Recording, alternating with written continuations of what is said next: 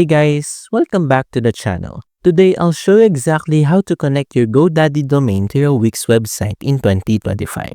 Super fast and beginner friendly. Let's get started. Step 1. Log into your Wix. Open wix.com and log into your dashboard.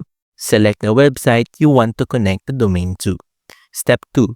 Go to Domain Settings. Inside your site dashboard, click Settings and then Domains. Then click Connect a domain you already own. Type your GoDaddy domain and click Next. Step 3.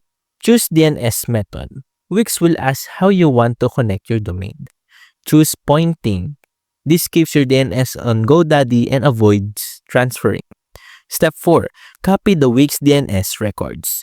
Wix will now show the DNS records you need. 2A records, 1 CNAME. Keep this page open.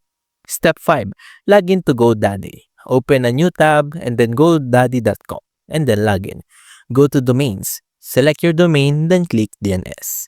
Step 6. Replace your DNS records. Edit your A records and update them with the Wix IPS. Then edit your CNAME and set www.com in the Wix. Save everything.